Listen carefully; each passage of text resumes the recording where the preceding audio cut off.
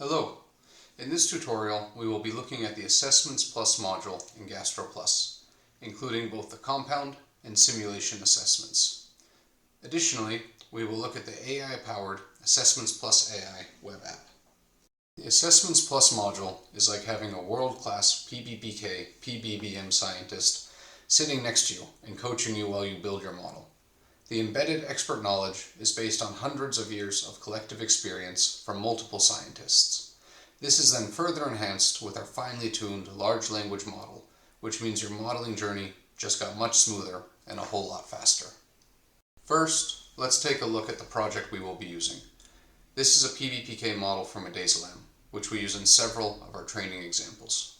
If we look at the assets we have in this project, we will see we have midazolam in vitro already added as a compound, where we have imported midazolam through ADMET Predictor and then filled in experimental properties where they are available. For example, we have updated the reference solubility, the pKa values, and the log P based on measured in vitro data. We have also added CYP3A4 to the enzyme table for the enterocyte and PBPK tissue locations, using the enzyme kinetics predicted by ADMET Predictor. We have added one formulation for an oral solution and one dosing schedule, using this formulation at a dose of 7.5 milligrams. While not shown here, we have also already added the corresponding CP time profile from the clinical study to the observed data view. We have one physiology here, a 21-year-old 73 kilogram human male, matching the average demographics of that clinical study. Pharmacokinetics have been set up for a PBPK model, and we have one physiology schedule corresponding to the aforementioned human physiology. Moving now to AssessmentsPlus, there are two types of assessments that can be run: a compound assessment and a simulation assessment. The compound assessment looks at the physical, chemical, and pharmacokinetic properties of a compound and the interactions of this compound with specified physiology at a given dose. It provides information about key properties and relevant settings and is intended to be run prior to running a simulation. In other words, the compound assessment highlights how the compound is expected to behave in a simulation. Conversely, the simulation assessment looks at what actually happened in the simulation and provides information on how to improve the fit to observed data or the drug product itself. We will now create a compound assessment, clicking on the Add button, ensuring the assessment type is set to compound, and naming it midazolam compound assessment. We can see that the compound, physiology, and dosing schedule are already set to the assets we reviewed earlier. If we had other assets we wanted to use in this assessment, such as a different species or a different dose, this is where we would select them. Since we want to use a PBPK model for midazolam, we will change the PK model type to physiologically based. Lastly, we will toggle Compare to ADMET Predictor on and select a structure file for midazolam.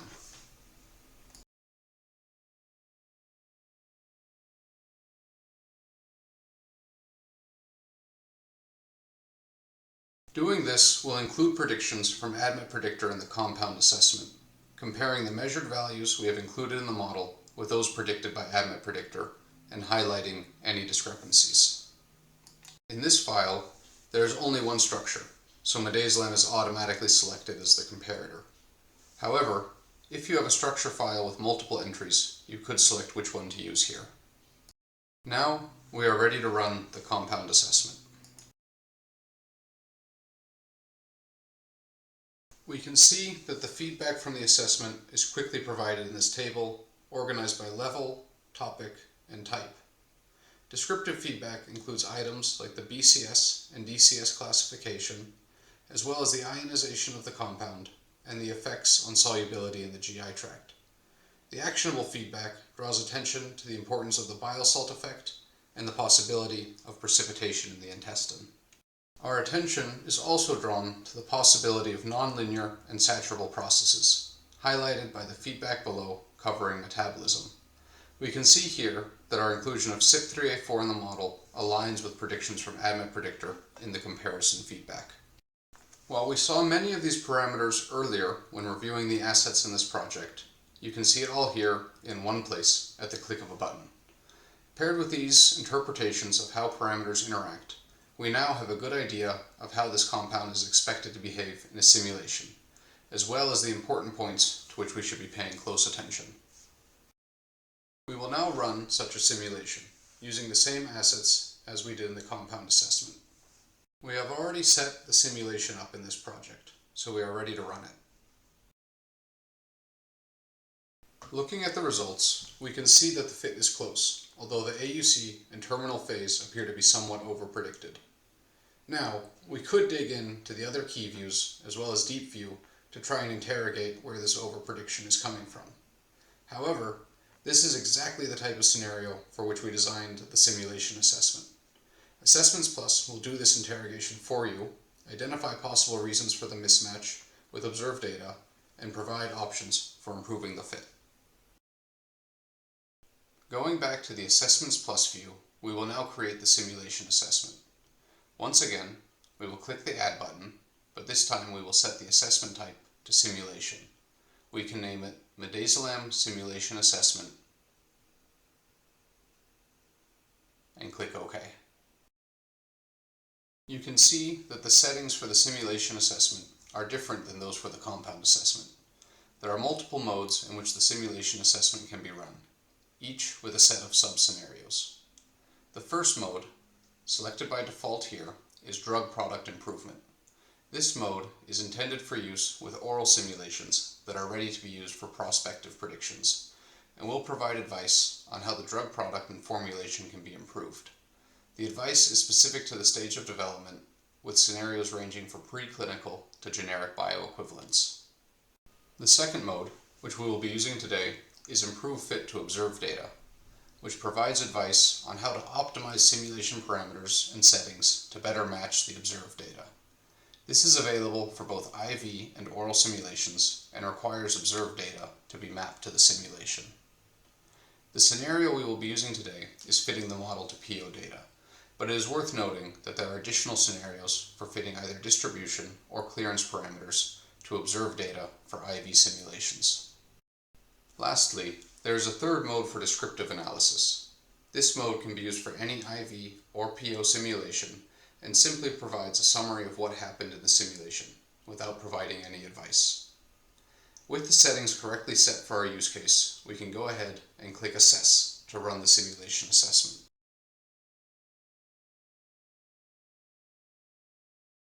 Right off the bat, we can see that the simulation assessment identifies that the AUC is over-predicted, as expected, highlighted by the red actionable feedback. This is followed by several more actionable items, identifying possible causes of the over-prediction, as well as possible solutions. In this particular simulation, these include an under-prediction of metabolic clearance, a misprediction of precipitation, and/or potential issues with the parameterization of dissolution and permeation. Further down, we have a series of pieces of descriptive feedback describing what happened in the simulation and providing the data to back up the actionable feedback. Now, this information is incredibly useful and comprehensive, but it can be a little overwhelming, even if you manage it by clearing each row after reading it. So, you might be thinking, it would be nice to have it organized in a report-style format, perhaps with some graphics or tables. Well, that is where AssessmentsPlus AI comes in, our state-of-the-art AI tool for enhancing the output from AssessmentsPlus. As part of our GastroPlus GPT suite of web-based AI tools, AssessmentsPlus provides a report-friendly summary, visualization of key compound properties and simulation results, and a set of recommendations for improving your model or drug product. It also contains a chatbot, which can answer questions about your compound and simulation, or give instructions on how to implement any recommendations in GastroPlus. It is very important to note that AssessmentsPlus AI is an optional step, and the program does not take the feedback there automatically. You, as the user, are in full control of your data and can decide whether you want to have the feedback from AssessmentsPlus processed through the LLM. To use AssessmentsPlus AI, first we will copy the AssessmentsPlus output using the Copy button, and then click the Launch AssessmentsPlus AI button. This will take us to the landing page for GastroPlus GPT, which is included with your GastroPlus license. If you don't yet have access to the online tools, you can follow the instructions on this page to get access. If you already have a login, then use this button up here to log in and proceed. This will take you to the dashboard, where you can first select Simulations Plus and then GastroPlus GPT. This takes us to the GastroPlus GPT suite of AI tools, which includes GastroPlus Chat, AssessmentsPlus AI, and the Data Extractor. We will first navigate to AssessmentsPlus AI and then paste the output we copied from AssessmentsPlus here. We can then click Run Assessment and let the AI do its thing.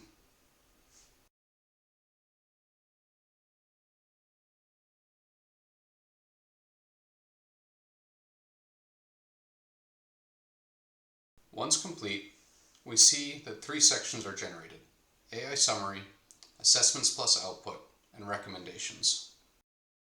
The AI Summary is exactly what it sounds like: an AI-generated summary of what happened in the simulation, what pharmacokinetic processes drove those results, and what the recommended actions are. This is organized into different sections that are specific to the simulation, or compound, and include numerous key plots that correspond to each section, providing the supporting data in line. This information can be downloaded as a report-ready PDF. Next, we have the AssessmentsPlus Output section.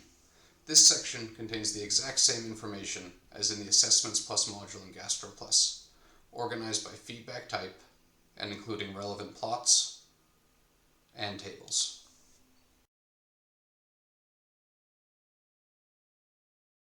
Lastly, we have the Recommendations section. Here, the AI has synthesized the AssessmentsPlus output and recommendations with its knowledge of GastroPlus, which is derived from our official documentation, tutorials, and videos. It provides key recommendations, each with a justification based on the simulation data. Furthermore, there is an associated chatbot where you can ask about the recommendations, or the simulation as a whole, using this chat box down here. However, you can also automatically prompt the chatbot to ask about how to implement any of these recommendations in GastroPlus, using this Ask Chatbot button.